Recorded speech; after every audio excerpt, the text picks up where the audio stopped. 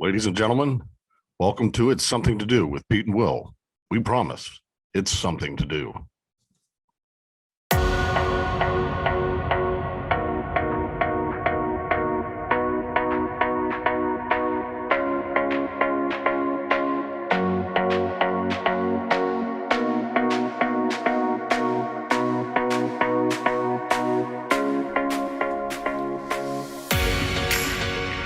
Ladies and gentlemen, welcome back to It's Something to Do. We promise this is something to do. Today, again, Will is on paternity leave, and I've got a wonderful friend of mine that I can sit and have a conversation with. His name is Eric Thompson, and he is many things, and one of which is a puppeteer, but and to be honest with you, that the stuff that he has done in that department is just so spectacular, and so I'm really happy to have him on to discuss that. But then also he's worked very extensively in Hollywood and had a lot to do with major movies and things in order to market and bring all of the projects that he's worked on to life.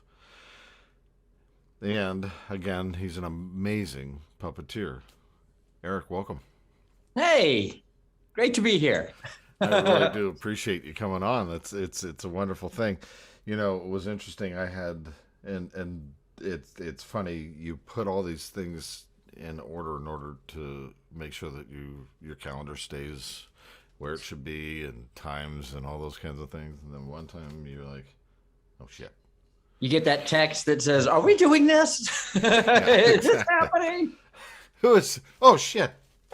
And of course I think it's me. And I'm like, did I screw this up? No, you did not at all. Every one of my fail safes failed. So I guess we've thank let you the so cat out much. of the bag that this isn't live then, because otherwise No, show would not be airing on scheduled time.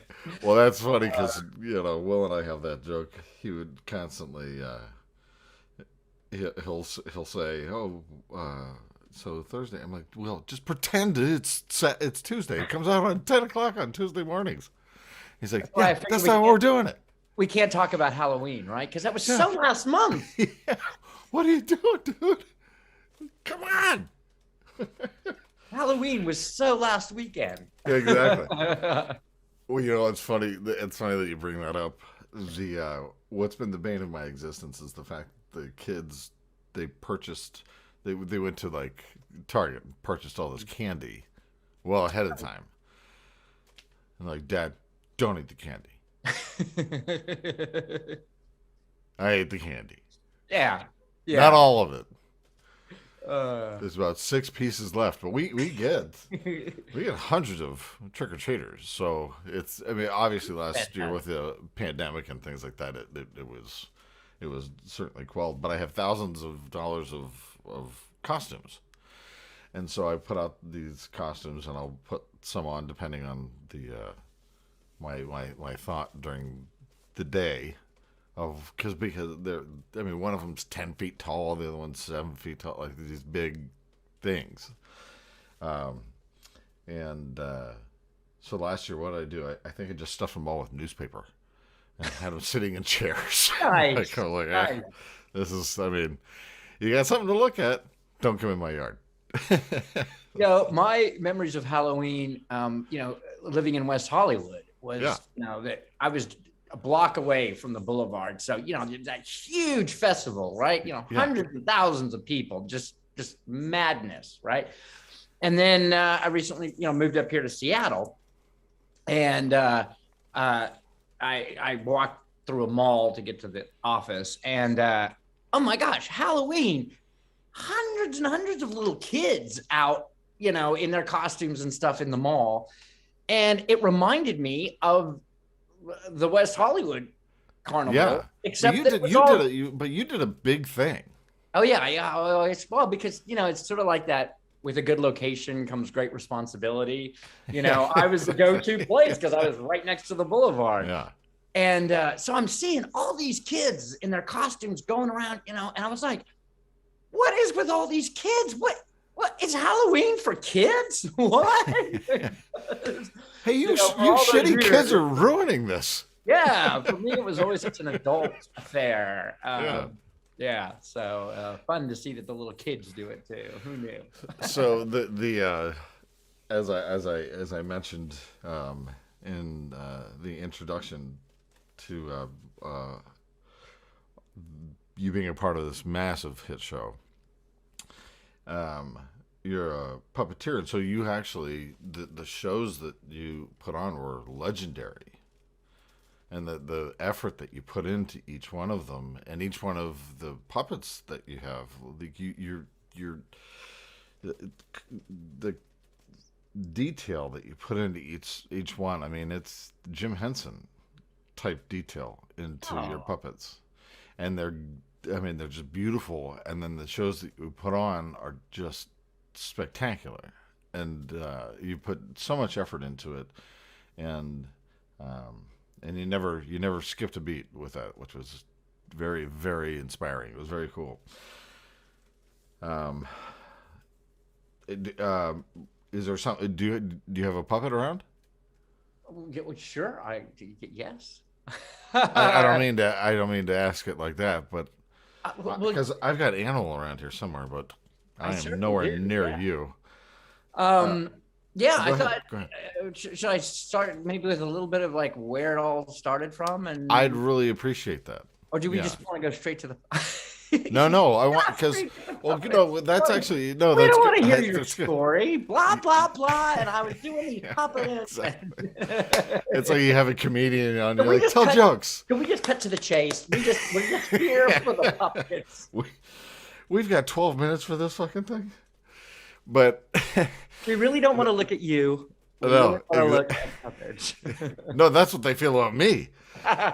They want me to be a puppet. So if you could do me a favor, just make me a puppet so that I don't have to do that. I can just get by. No, please, exactly. So the inception of it for you had to have started pretty early in life, where something probably.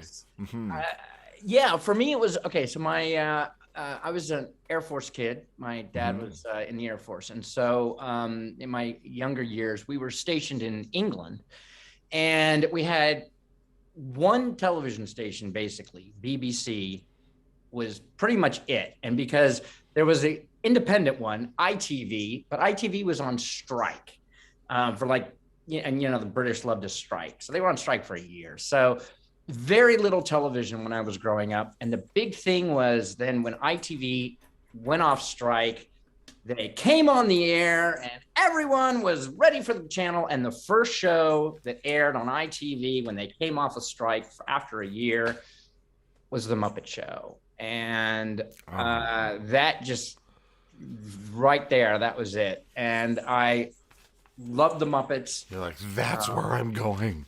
And and for me, the puppets, it's just sort of, I've always thought of it as being a means to escape.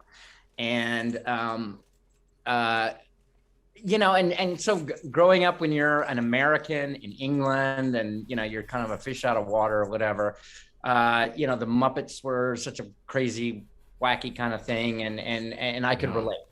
And then when we left England and I went to Austin, Texas, and all of a sudden I was the Brit in Texas, again, it was tough. And so I would sort of escape and I would go into my little world of puppets with my little puppet friends in my little puppet world. And so that's really where it came from. And so then when I started into high school, I was making little movies with puppets, with the VHS cameras back in the day. But you were building them. Yeah. Well, because at the time, there just weren't puppet manufacturers, and if you wanted a puppet, you had to make it. Yeah, but even now, it seems like it's very difficult to purchase something. Like all the Sesame Street and all those kind of things, it's very difficult to purchase Yeah, except that we have the internet, which helps a lot. But well, yeah, I mean, if you want to spend less than $2,000, it's hard to purchase these things. Like, wait a minute, I've got kids, so I just wanted to. No, oh fuck. Yeah, there are some great companies though that I would recommend. One of them is Folk Manus, and they do really incredible puppets. And in fact, I'll show off some of the manufactured ones that you can buy. This is a little jester puppet. It's fantastic. Yeah, here, shameless plug. There you go. Look at that. Folk Manus puppets. This is your jester. And what I really love about this little character is he's what they call a hand and glove puppet. So you can put hands in there. So that's cool. He can, he can play the piano. He can do everything. And and I like to use him here, and because I'm up here now in Seattle, and he is the little weatherman, and so he's the one who goes out into the storm and the rain and everything to give you the. And it's like, guess what? It's raining. Yes. Okay. See you tomorrow. And I'm not even at the right location. He's so good at what he does. He does of the minute weather. He doesn't predict the future. He just tells you. Yeah. He just tells you what's going on right now. Stand outside. This is it. This is what's happening. And then there's another company called Silly Puppets, and they do a really nice job with people puppets. And this was a nun puppet, and then I made some little additions to it, and I gave her an outfit, gave her a little gloved hand. Love it. And she is now the psychic, and so she will do tarot readings, and so she's a lot of fun. And so yeah, you can certainly purchase puppets, but yeah, back in the day that wasn't an option for me, and so my mom, was a mother of the 70s, so she was a whiz at the sewing machine. She was always making curtains, making little outfits for me, and my matching outfits for me. And my out of the curtains. Yeah. You're like, Mom. Yeah, exactly. I'm getting beat up at school. Jesus. And so it's like, Mommy, that's not. Yeah. This. And so I asked her if she could show me, how to run the little sewing machine. And boy, once all she did was give me a quick little demonstration of how to do it. And then I was just off to the races and kind of learning as I went. And so some of my earlier ones were a little scary looking, but then they came along.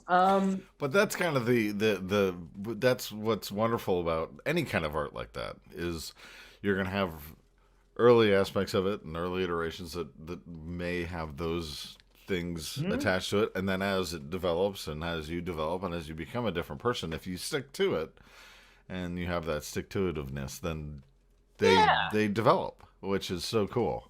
And it was really fun. So here, I'll show you, here's one of my favorite characters. This is, this is a little alien puppet, and her name is Ima Nuttin, and and yes, there's too many jokes for that. Please don't laugh at my name. Now she is when we first discover her story, she's on this alien spaceship. She's the maid. She cleans up after everybody, and she has kind of poor self-esteem because of her name. She's Ima Nuttin, so she's pretty much resigned herself to just being a nothing. Yes. And then another little alien finds out that her middle name is Freda. So her actual full name is Ima Freda Nuttin. And then once she realizes that her name is Ima Freda Nuttin, wow, then all of a sudden she can do anything because she's afraid of nothing. She's afraid of nothing. And one of the things I'd like to point out here is that on the little eyes here, these are actually little Easter eggs, little plastic eggs. And I just, you pop the little egg open and I stitch the little guy on there and I put some little stickers on to give her little pupils. And all of a sudden she's got, some cute little Muppet-like eyes. Well, but it comes to life because you bring it to life. Why, thank you. You know what I mean? But it's true. In any of these scenarios, the things that it's all you, obviously, but everybody suspends disbelief in order to get to know the character that you've created and that you're bringing to them and for them to enjoy. And it's a very interesting and very cool thing. Because, and it's yeah. And I'll tell you, one of the little strange things about it is that there are times when I will be interacting with a puppet, and it's almost like improv. And I'm not an actor or anything, right? So I don't really know exactly how improv works. But there are times when I'll be interacting with a puppet, and the puppet will say something, and it's like I'm experiencing it for the first time, and I'm reacting to this character. That's and then I have to remind myself that I'm actually reacting to myself, and it's really, but you almost, but it's a strange phenomenon when you're playing with a puppet. You almost becomes, it so becomes a separate thing in your brain that it's doing its own thing almost. And now I'm starting to sound creepy. But. No, it's true though. I feel exactly the same way about, like, if I'm saying something comedically. It happens. I mean, like I'll say something that's comedic, and I'll start to laugh, and you make yourself laugh. Yeah, and it's kind of gauche, and you're like, well, I'm laughing at my own stuff. I'm like, well, I just thought of it. I didn't know. It's much of a surprise for me as it is for you. And so I'll sit there and I'll laugh. I'm like, well, that's really funny. Oh wait, I'm not supposed to react like that. This. Supposed to give this out like with confidence, but exactly. I don't know what's going to come out. It could be anything. So yeah, no, I think that's fantastic. Not only that, but being able to relinquish yourself to the character and then have a visceral response to something that creates the separation between you and your friend. Yeah. In this case, and so. It makes it more believable that this exists, and this is a separate thing from me.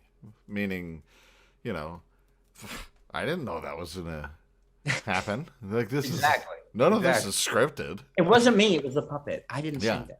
Exactly. Right. Exactly. It's like don't blame me. It's like George and Otto. One would say horrible things. And the other one was always apologizing. Yeah.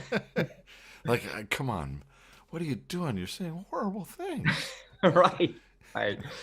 So anyway, so I was doing so I was basically just entertaining myself. Then, there's not a lot of venues necessarily for a young kid who's fascinated with puppets, but I started to get involved in my local church, and then there was like 4-H groups and Cub Scout groups and things like that. And so I would, in the community, kind of play around and stuff. But I would say that I think my only real, I would say, claim to fame when I was actually broadcast television was when I was in college. I got a job at the local Fox affiliate TV station in Austin, Texas, KBVO, Fox 42. And I'm in the promotions department, and we did a little program.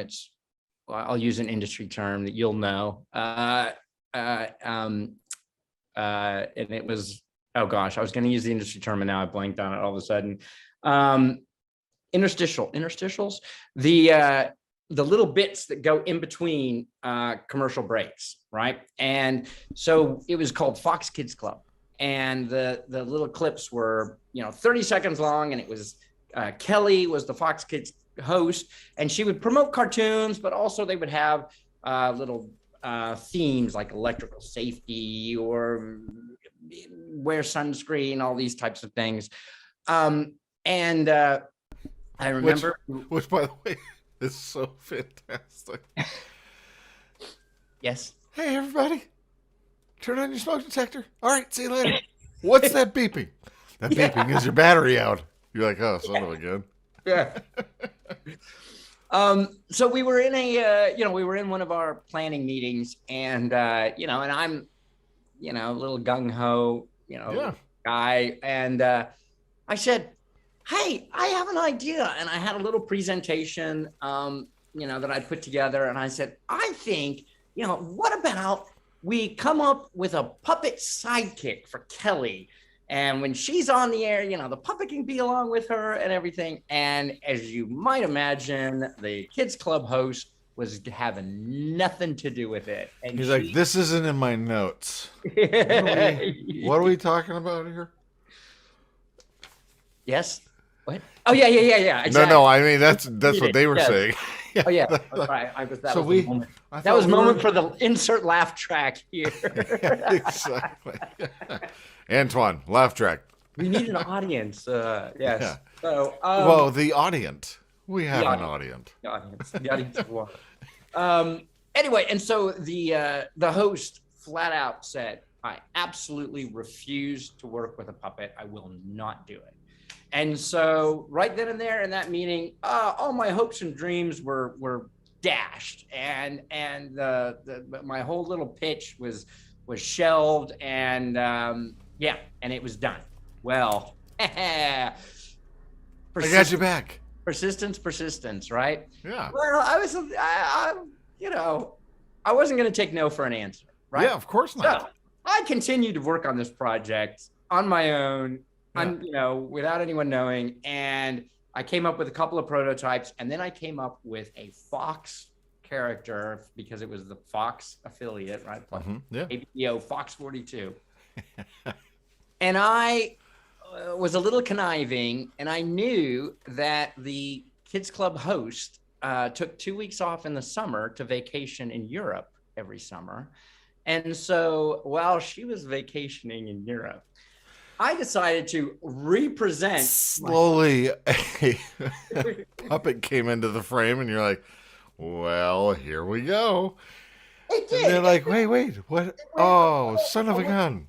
A little something like this. I said, hey, everybody, well, I'm sorry that Kelly's not here for this, but, my plan for a Fox character was shelved, but I would like to, if we could, revisit it.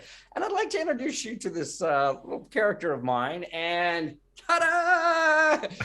There came Foxford. And that's fantastic.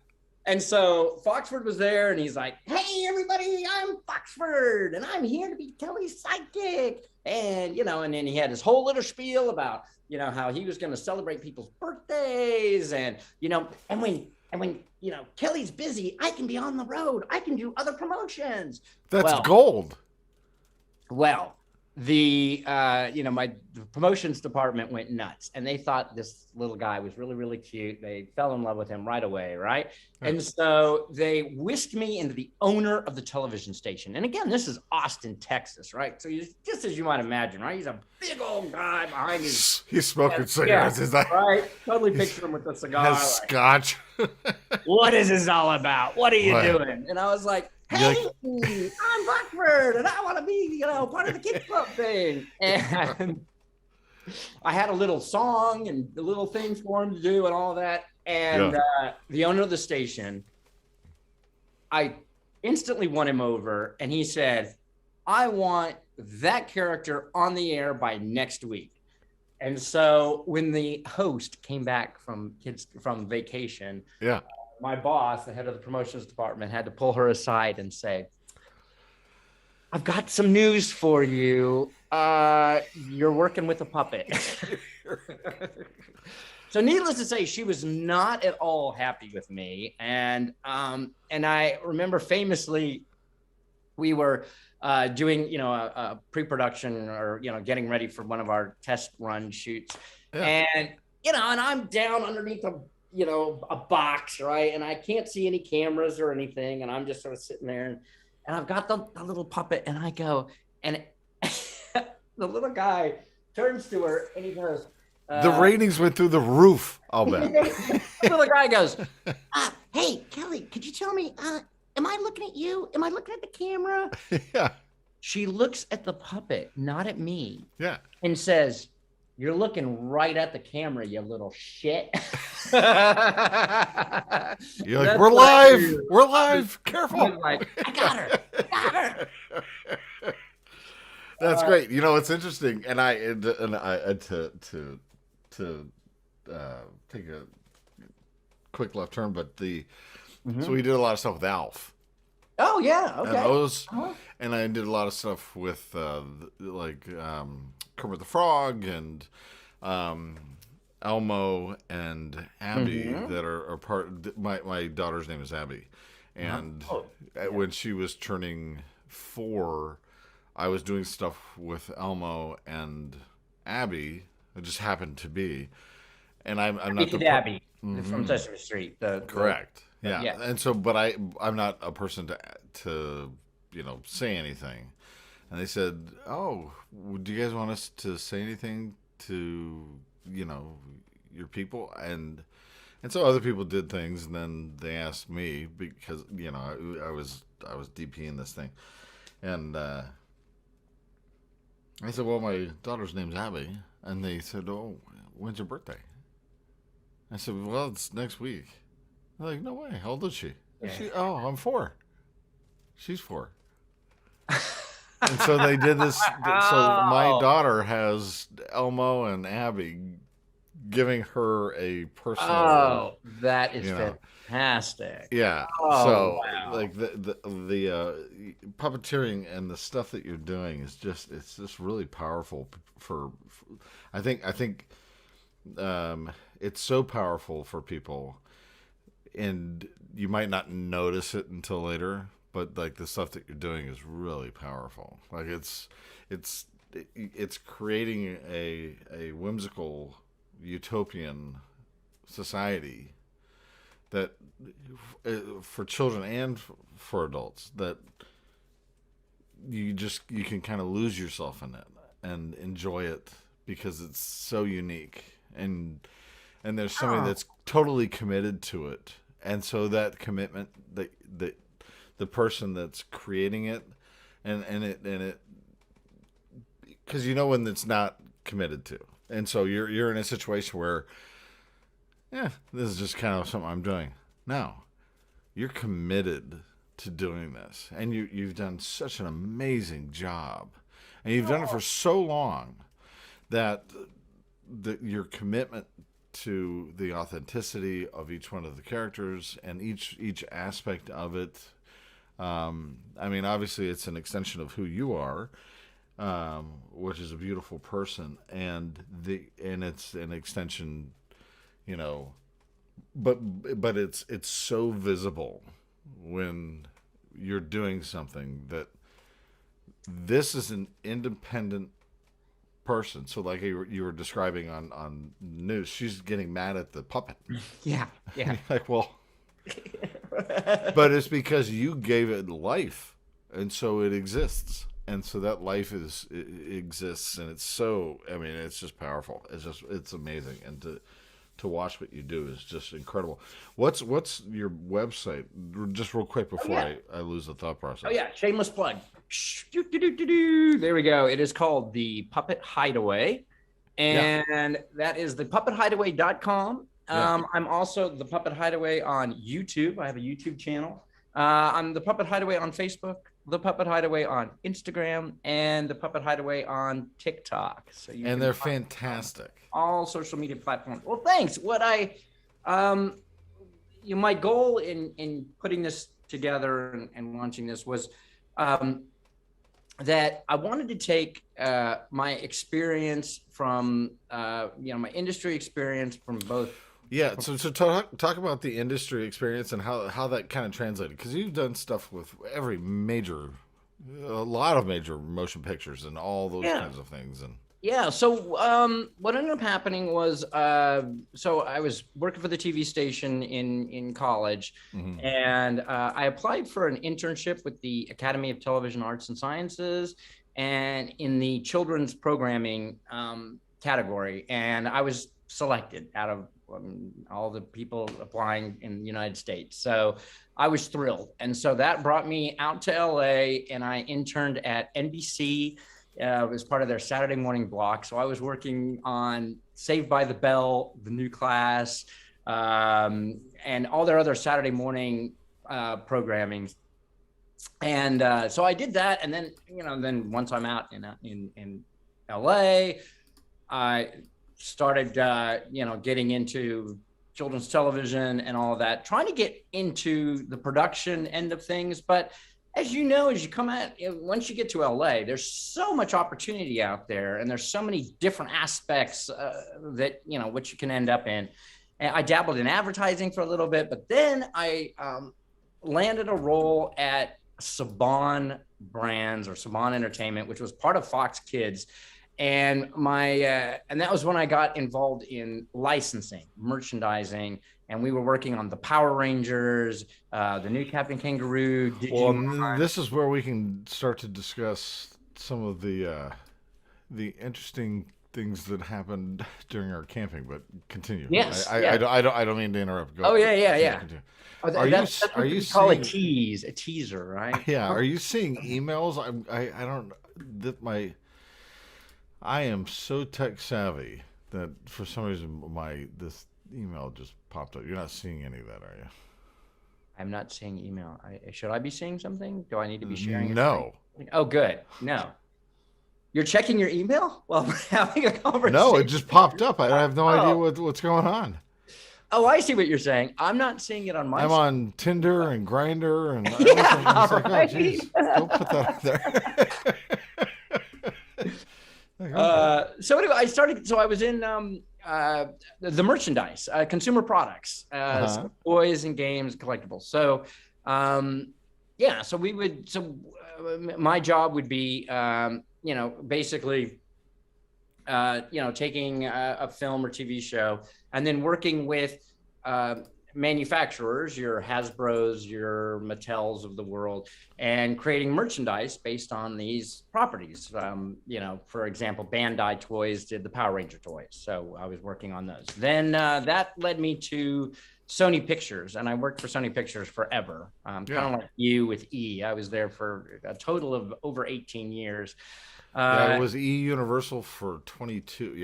Yeah. So you find a good gig, you tend to try to. Well, here's the thing: is you and I are, and I mean, it's up for anybody's debate about my abilities, but we were very well versed in how television and all those things work.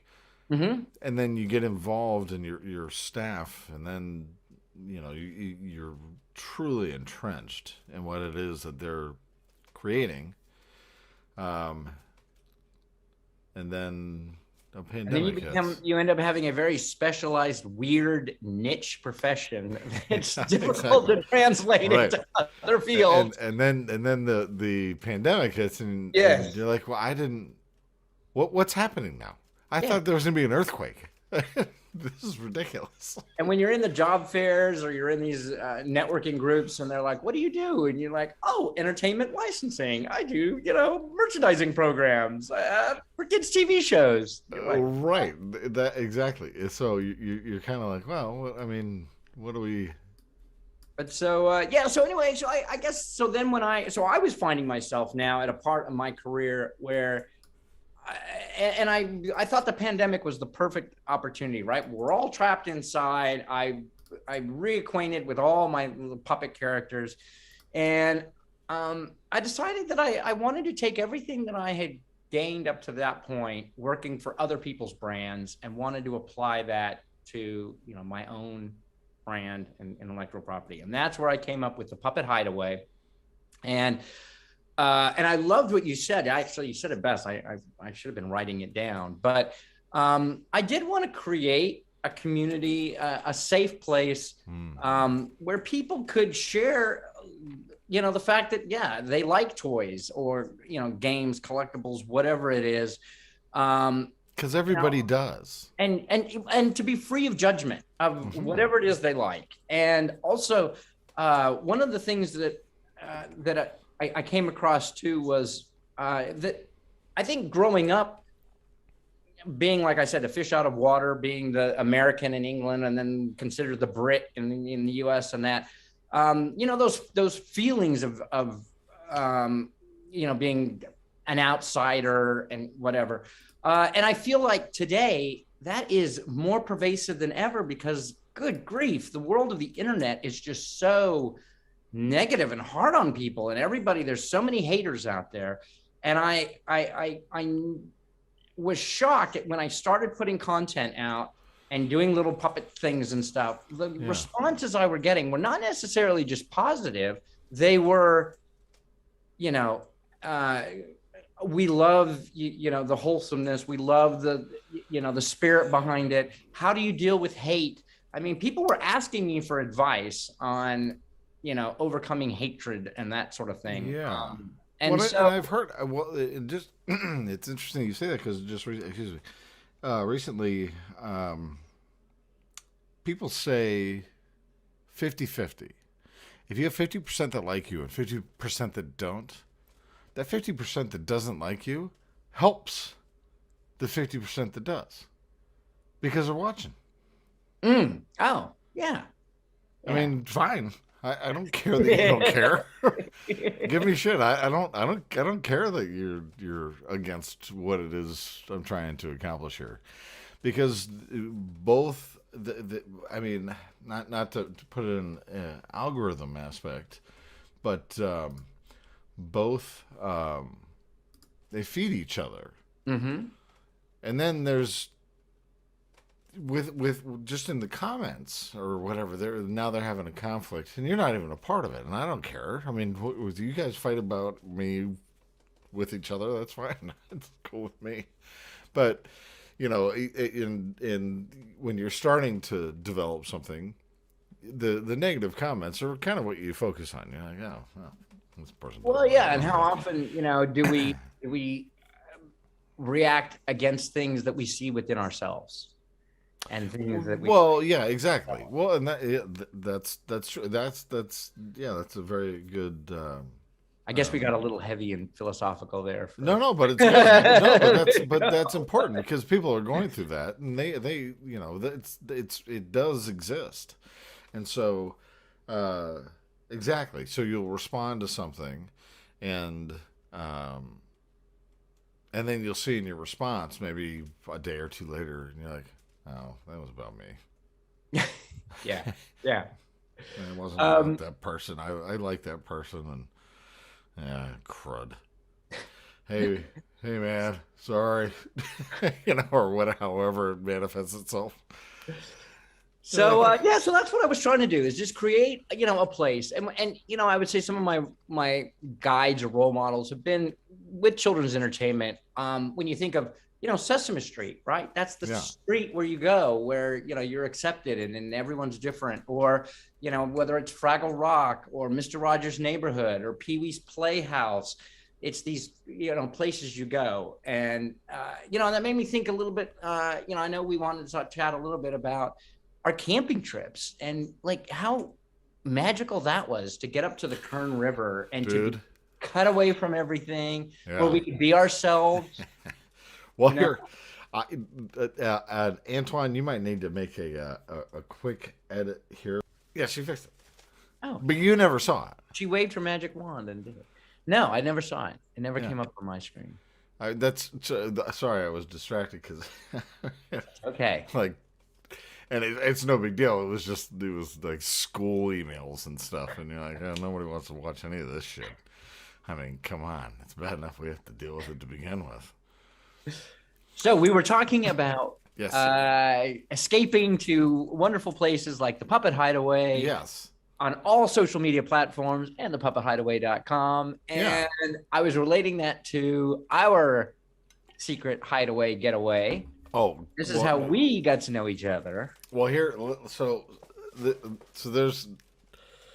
That was a segue, I believe. Yes, exactly. It's a full transition Tuesday. So the transition is Eric and I we met years and years and years ago and became friends very quickly. But part of that friendship culminated in us going camping and being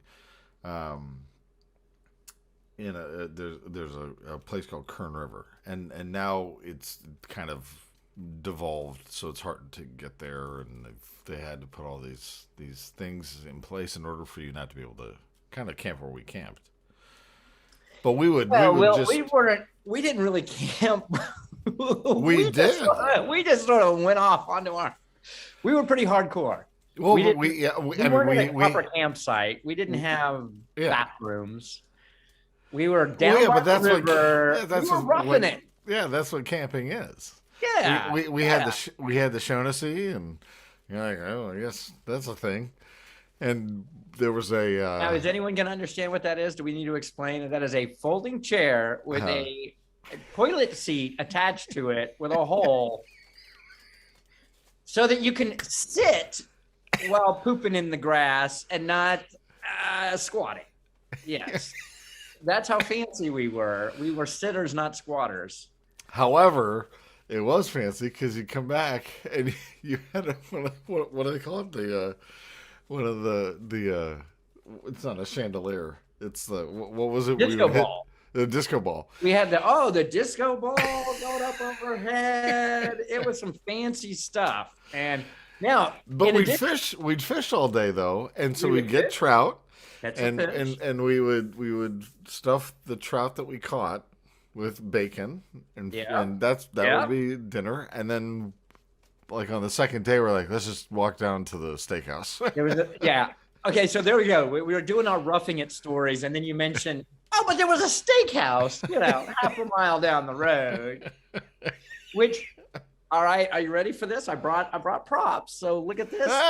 Hey, McNally's, yeah, of course. Pint glass. Yeah, perfect. Which I'm not sure is there anymore. I believe that is gone. I think. I don't know. Like as life obviously evolves, those types of things. But the area that we would camp, we'd have a friend that would go down earlier than us and try to make sure that we got that. And then by the river, exactly, and as it became more popular, that was harder and harder to do. And then every once in a while you'd have a park ranger just kind of walk into your space, and you're like, oh yeah. And then we always had to have our little rules down, and we knew. Well, we had our badges on that said, "No, I paid for my." Yes, we're good. We knew all our little fire codes and whatnot. So, and then the other thing is, you mentioned about the disco ball that we had going on overhead. You also remember our friend Bill used to always bring the Chucky doll that we would string up. Yes. In the tree to ward off the evil spirits. And talking about people like not passing judgment. Yeah. But I remember like packing a car so full and thinking, okay, we can't get everything in there. Something's got to go. But it's not going to be the Chucky doll. It's going to be no. Now I got something good for you. Okay, so pandemic. I'm sure you're sharing pandemic stories. We all went maybe a little woo-hoo during the pandemic. Oh, of course. Well, that Chucky was there to protect us, right? He warded off the evil spirits, and he kept bad things away from us while we were camping, right? So while I'm up here, worried about catching COVID and panicking and all the rest, I ordered online, and I got not Chucky, but the bride of Chucky. That's a better one. A little scarier, right? Yeah. Now I'm going to ask you another question. Are you ready? Can you imagine anything scarier than this bride of Chucky? And hanging from a tree that's next to a disco ball. Two twin brides of Chucky. Exactly. And this is when you go, what happened to you in the pandemic? Well, I ordered the bride of Chucky by mistake, and then decided that I really needed to get the Chucky to go with it. And then somehow ordered a second bride of Chucky. And when the second one arrived, I was like, well, I guess it was meant to be. So, they both have cameras in their eyes. So one lives in front of the house and one lives inside. Well, this is a story that I have to tell about one of the very I mean, this goes down in for me as a legendary story. So you remember there's that alligator rock. And so everybody's out there and it's people, and I cast zero dispersions about any type of person or anything, but you kind of walk into a situation with the people that were already there, and you're like, this could get jazzy. And I look back, one of us is wearing a beam with a little helicopter thing. You're holding a spider because you had just done the Spider-Man. Oh yeah. Stuff. Yes. And so you're holding a Spider-Man boogie board. This is a group of people that are probably very protective of this space. Everybody's in rainbows and all because they're well, we were Hollywood, right? I mean, we had disco balls, and, but it's merch and whatever, but it's merchandise, but it's a wonderful thing. Like it's everybody's being very unique. Fortunately, we had, and I'm not small. I'm 6'2", 6'3", 210 pounds, whatever it is. But then our other friends are bigger. Mm-hmm. And we have friends that are smaller. And we walk into this environment. I was like, oh my God, we are about to get our asses kicked. And Sean, who's a friend of ours, he walks right over to the guy with the longest gray beard and starts talking to him. And it kind of cools off everybody around. Like, oh, okay. Yeah. Well, because he's got that Long Island accent. And, and he's like, and I am treading lightly on all these waters, but we ended up having a wonderful time jumping off those rocks and getting to know everybody, and it was very nice. Yeah. I remember the one. There was a large Hispanic Latino family, and the one father next door, and he came to us and was like, my son is a good boy, and he's looking around at our disco ball and our Chucky dolls and our Spider-Man merchandise. Like, he didn't know what to make of us. And he was like, you're like, well, we're not going to come over there. We're not going to come over there and talk to you about your thing. This is kind of what we're playing cards right now. And wasn't that the same group with a guy? There was the one guy who had too much. Excuse me. Got in an argument with the river because the river took his bottle of Jack. he lost the that bottle. That part I don't remember. Oh, and the bottle goes floating down the river, and he's yelling at the river, "Bring me back! Give me my bottle back!" And he was blaming the river for taking his booze from him. And you're like, how about you jump in after it? Because there were times because we would get in rafts. And we would just raft down to the bridge and then get out at the bridge and all those kind of things. But then there were times that the water was so high because we would just jump in there in the morning, and it's freezing cold. But the little spot that we had was, it was kind of like having a little cold pool. But then when the water was really rushing, I mean they had full on rafters, big rafting devices, and but we would kind of lazily go down with a cooler. And all right, what do you ever do the midnight tubing when we would go in the dark with our not only did we do that, we were concerned about hitting our heads because we were just big rocks and things, and you can't really see them. All you've got is a little flashlight, and you're going down the road. And you're never pointing it where it needs to be. No. I mean, the only reason you're in there is because you probably had a pop or two. You're like, oh, this could go many different ways. And the other thing too, that just to add to the drama, the danger factor, was the fact that up there in Kernville there was no signals or anything, so we had no cell phone coverage. I mean, that was part of the beauty of it, as you recall. There was that one little there was a little convenience store kind of thing, a little shack.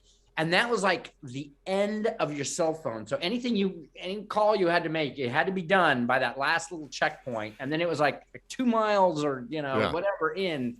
And all the snakes and all the mountain lions, they knew that. And so they went beyond that. Yeah. They're like, oh, this is where we can go. I was always thinking to myself afterwards, you sort of go, oh my gosh, if anything happened to us on one of those trips, we would have been screwed. Would have been a little tricky. If one of us had floated down the river and didn't come back up again, I think the way that our space was lit, even, it was a flashlight pointed at a disco ball. We decided to makeshift in order to get something. I think it kept everything away. They're like, we'll go to the next one. These guys are on board. It was really good times. It was great.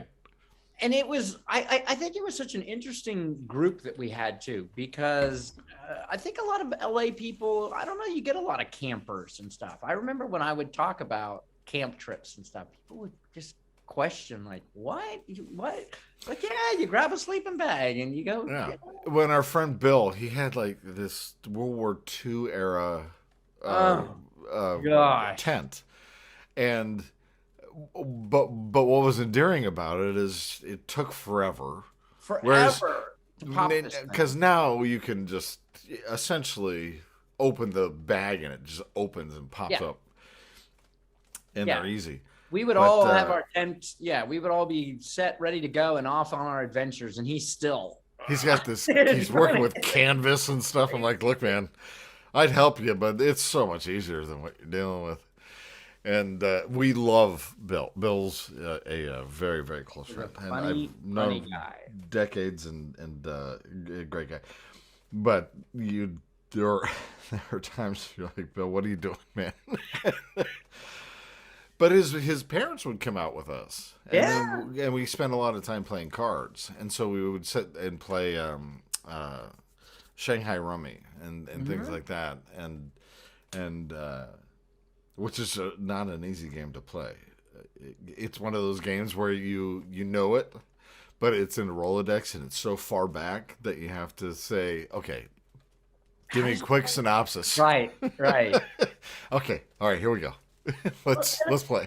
I also felt like, to me, that one of the things that makes camping or those trips so memorable and fun was the fact that we all came from somewhat different backgrounds and jobs and whatever. But boy, when you're out camping, all that it disappears. It is back and somewhere else, right? Because all of a sudden you're just you, and you're just you and a tent, and you got none of your, all of the facades and the traffic, or the baggage, all that stuff goes away. And you're just out there in a river trying to catch a fish, trying to exactly. Trying to win at cards, and good time. Yeah, no, it was Remember it fondly. I miss it so much. And what's funny is there another story. But for us, it was I think we were at Sean's for Bill's maybe 40th, maybe 10 years ago, 45th. Could be. And you'd put together this beautiful, like a slideshow to kind of play in the background as we were celebrating him.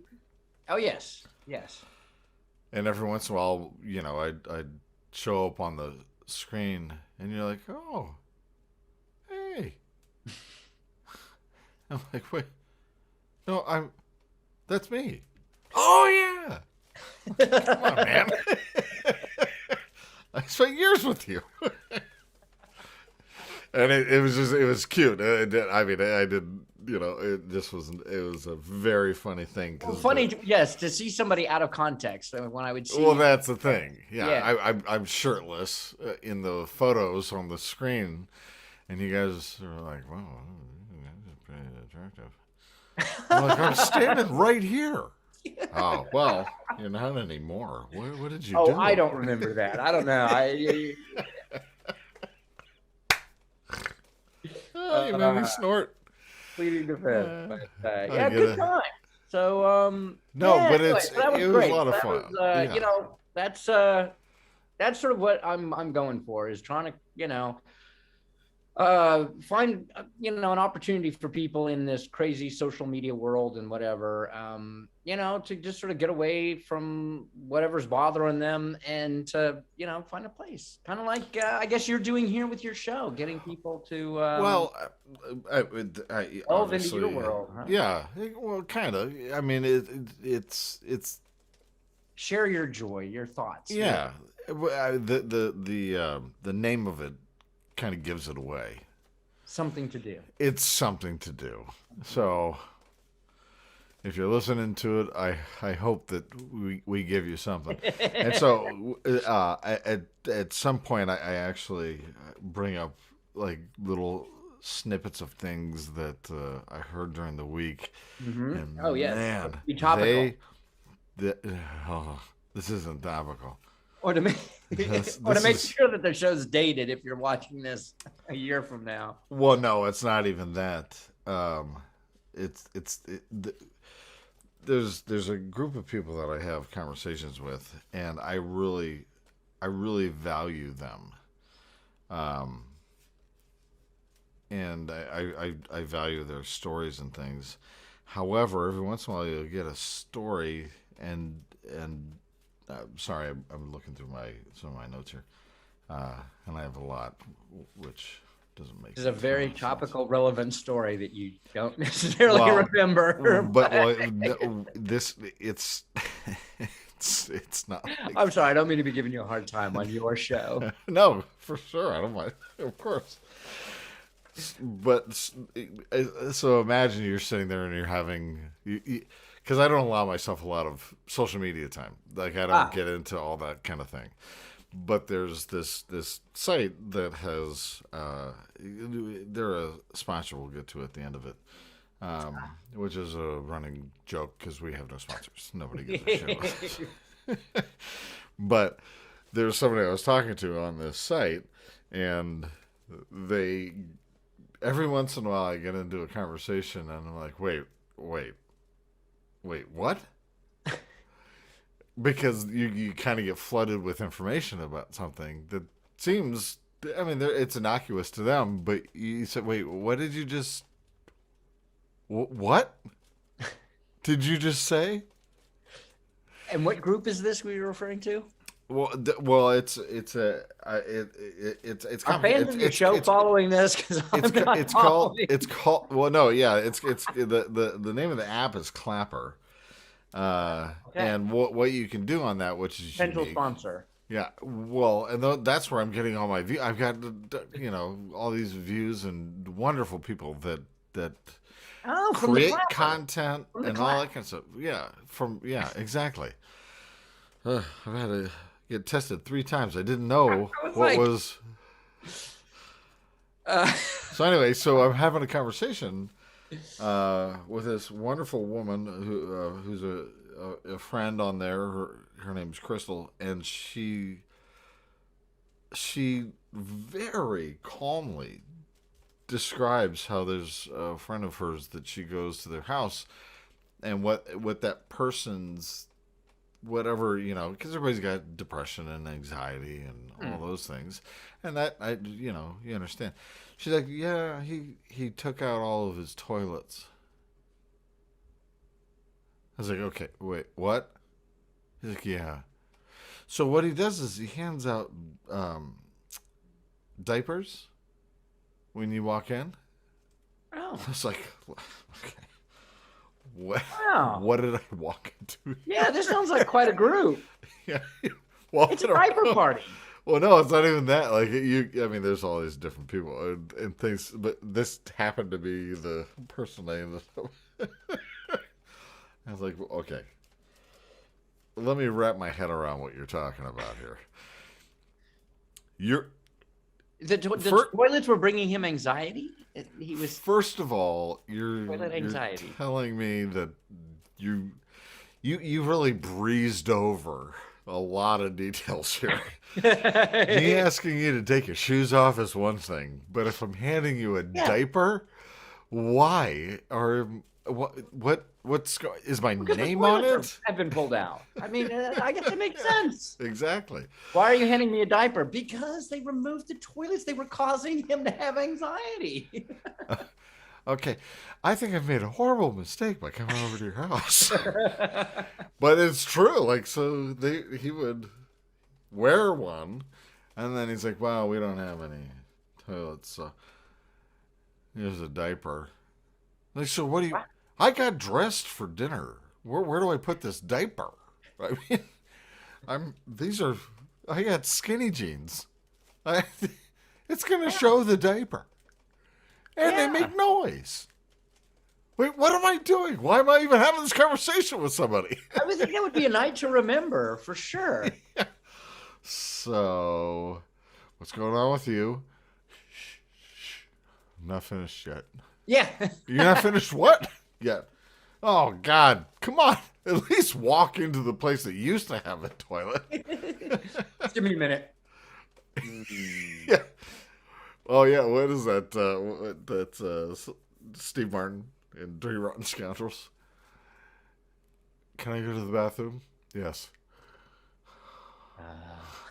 I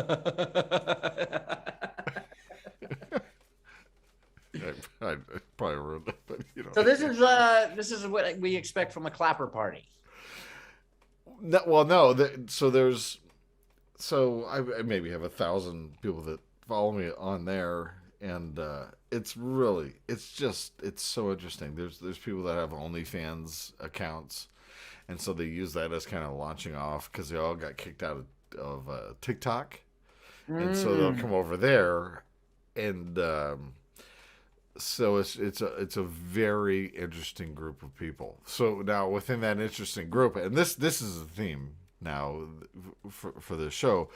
There's a woman who's extremely talented, and she makes artwork, and so I commissioned a piece of art from her, and it's beautiful. And as an artist myself, and the things that I do artistically, sometimes not everybody understands, but this is what she made me, and it's becoming a theme, but it's sitting here on my desk. No. We like the things we like. No judgment. We are judgment free. Exactly right. So I love it. What is that? It's art. I understand it's art. Well, in the last episode, I talked about it's a kind of a Rorschach test. Yeah. You decide because it's coming out of a oyster shell. Oh, okay. Yeah. It's latex, and she made it just for me. Wow. And I like it a lot. And I'm not qualifying it by saying that. I really do. I mean, when you get something that's that interesting. Is that something you would display in your bathroom that doesn't have a toilet? Yeah. Right. No, but some of the stuff, because it's all kind of Beetlejuice based, but some of them are like $5,000. Look, she sells stuff for like $5,000. Well, can you really put a price on that? I mean, that is.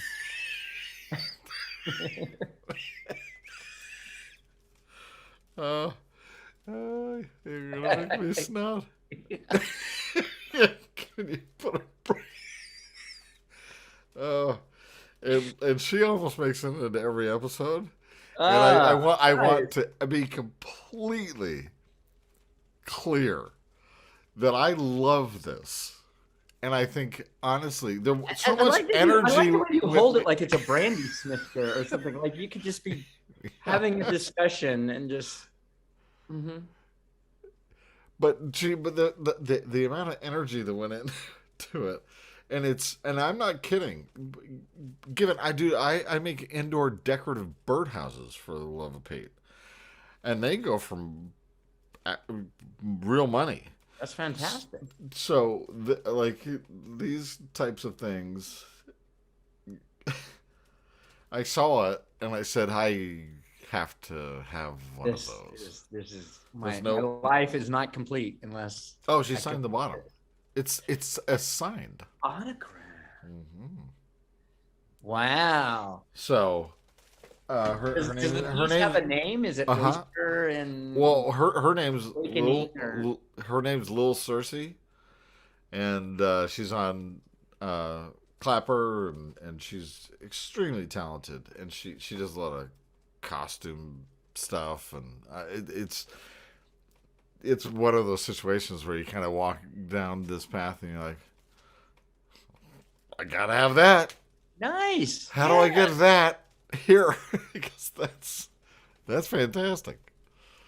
So. Well, that's awesome. Well, that's what it's all about, isn't it? Right? Finding of course, that you like, and not worrying if somebody goes, "What the hell is that?" You just go, "Well, you obviously don't get it, do you?" Well, or you don't get art.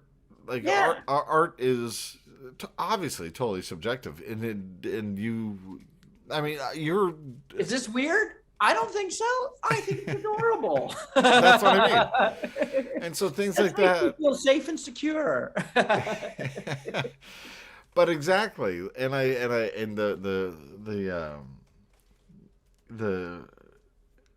is like witticism, is that the right way to? Is that the right word? Whereas you're holding on to something that's very valuable inside of you that allows you to hold on to, the aspects of you when you were younger, and like, I don't need to let that go. I want, not only do I not want to let it go, I want to feed that because it's important to me. Yeah. Yes, I've got gray hair and I've got stuff, but I mean, why take that from me? It makes me happy. And I think what you've tapped on there is the key to so much of why what people like so often is something that triggers those feelings from childhood that they give you those feelings of joy and security and just unbridled whatever, because as a kid you were allowed to hopefully just dig whatever you were into and explore it and love it. And mine was like trains and things. So like when Christmas comes around, I have a very wonderful train that I put around, and every once in a while you'll see your 75-year-old father laying down just watching it go by. Oh yeah. Like, oh, it's beautiful. You're like, embrace it. Well, that was Walt Disney's whole thing was trains, right? So if anyone gives you a hard time about trains, you go, well, was Walt Disney, Yeah, seriously. I don't think so. But it's stuff like that just brings back something. Yeah. That but you have to allow yourself to enjoy it. Like I think there's so many times where you'll be in a situation and you'll see something that brings back your childhood and you'll push it off. Embrace it. Yes. Enjoy it. Yes. Let that be part of you. Oh, that's a beautiful, beautiful sentiment, and that's what I'm all about. Yeah, that's what I mean. And so you're a complete inspiration in that. And the things that you're creating, the stuff that you're doing, it gives people of all ages a moment of either introduction to what they're going to like for the rest of their life, or a reintroduction to things that they forgot that they loved. Nice. Yes. Yeah. And all of it can be found at the Puppet Hideaway. At the Puppet Hideaway? Yes, exactly. No, seriously. One more plug. Yeah. Well, if this is what we're going for, we nailed it. Great. Yeah. Thank you so much, Eric, for being here and sharing all the stuff that you did and listening to the diaper story. And I would say it was a pleasure, but I can say it was something to do. It was something to do. Yeah, exactly. No, it really was a pleasure. And you haven't changed a bit. You are just as funny and wacky as ever. I'm doing the best I can. I love it. You have not gotten boring in your old age. That's for sure. So, good stuff. I'm 73. Keep doing what you're doing. You're on to something. And don't stop doing what you're doing. Everything that you're doing. Those folks at Clapper are onto something. They figured it out. I'm not kidding. I think you should probably get on there and check it out, because you would be wonderfully accepted. And what's an interesting aspect of it is that they have so you can go on, so you sign up and you just go on and you just hit radio. And then you just talk to people that you've met and just have a conversation.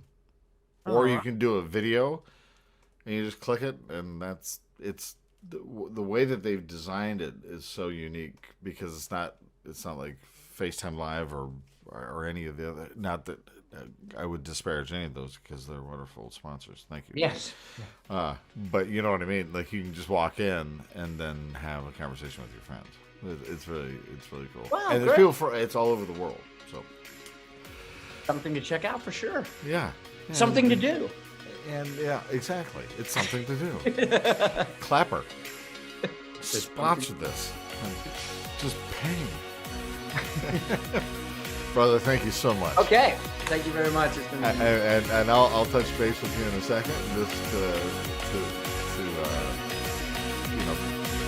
say how wonderful this was. I really appreciate it. great. Take care.